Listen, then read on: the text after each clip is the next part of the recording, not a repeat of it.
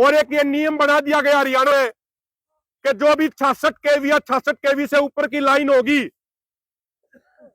जो उसके खंभे गड्ढेंगे, उन खंभे के तले का जो एरिया होगा उसका कलेक्टर रेट या मार्केट वैल्यू में से जो भी ज्यादा होगा उसका 200% दिया जाएगा, और जो तारा के तले का एरिया होगा उसका 30%, 45% या 60% मुआवजे के तौर पे दिया जाएगा।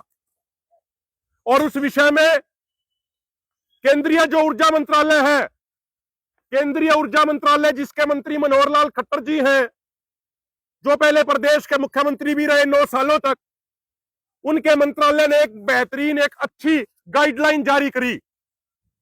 वह गाइडलाइन यह थी कि भाई रूल यो बन गया कि मार्केट वैल्यू या कलेक्टर रेट में से जो भी ज्यादा होगा उसका दुगना दिया जाएगा। तो भाई मार्केट वैल्यू निकलेगी क्यों कर, क्योंकि मैं तो अपने खेत की मार्केट वैल्यू 50 करोड़ बताऊंगा। अगर मैं पीड़ित किसान हूं और मेरे से आके कोई पूछेगा कि आपके खेत की मार्केट वैल्यू कितनी है, तो मैं तो मार्केट वैल्यू 50 करोड़ बताऊंगा। जो कंपनी वाले होंगे वो उसकी 50 लाख बताओगे। तो फिर फैसला क्यों करो है कि भाई 50 करोड़ है या 50 लाख है? यो एक बड़ा सवाल था। तो उसको लेकर केंद्रीय ऊर्जा मंत्रालय ने एक गाइडलाइन जारी करी, जो अच्छी गाइडलाइन थी।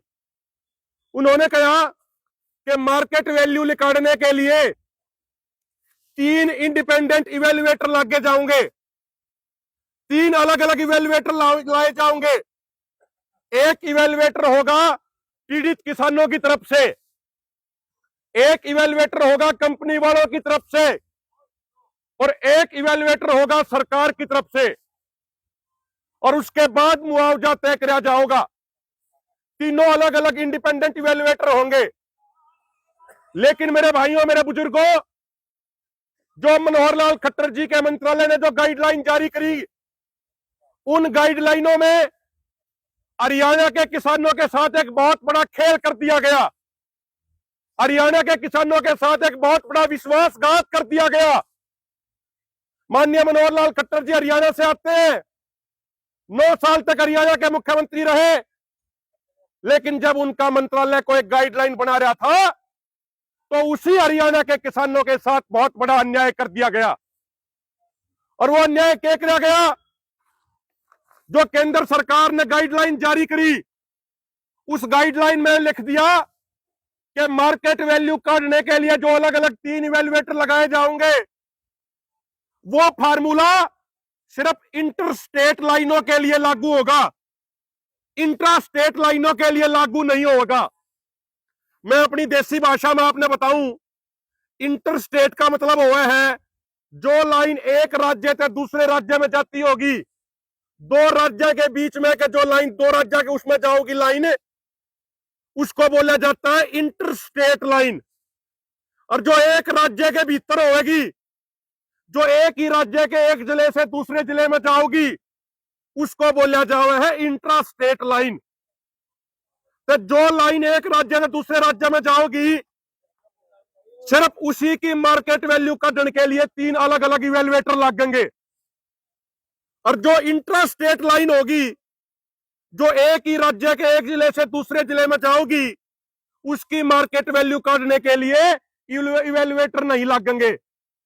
उसकी मार्केट वैल्यू काटने के लिए डीसी के नेतृत्व में एक यूजर कमेटी बना दी जाएगी, और वो यूजर कमेटी आपकी रजिस्ट्री के आधार पर आपकी मार्केट वैल्यू तय कर देगी। तो हमारी पहली मांग ये है इस विषय में, और इसका हम पत्र भी आज सौंपेंगे केंद्रीय ऊर्जा मंत्रालय से, मीटिंग के लिए समय भी मांगेंगे, मुख्यमंत्री जी से भी मीटिंग के लिए समय मांगेंगे। और इसी मुद्दे पर पहले आप 15 दिसंबर ने पानीपत में भी बड़ा प्रदर्शन कर चुके हैं, 18 सितंबर ने सोनीपत में प्रदर्शन कर चुके हैं। हमारी पहली मांग ये है कि जो है मार्केट वैल्यू काटने का फार्मूला है, जिसके तहत 3 इवेल्युएटर लगाए जाएंगे, उसमें इंटर स्टेट लाइनों के साथ साथ इंट्रा स्टेट लाइनों को भी जोड़ा जाए। क्योंकि लाइन चाहे एक जिले से दूसरे जिले में जारी हो, चाहे एक राज्य से दूसरे राज्य में जारी हो, जड़े का वह लाइन लिकड़गी, किसान के खेतों की वैल्यू तो खत्म हो गई ना भाई। वो लाइन वन न्यू थोड़ी देखेगी। अब मैं लाइन तो इंट्रा स्टेट हूं, मैं तो एक जिले से दूसरे जिले में जाऊंगी, इसलिए किसान के खेत की वैल्यू खत्म को ना करूं।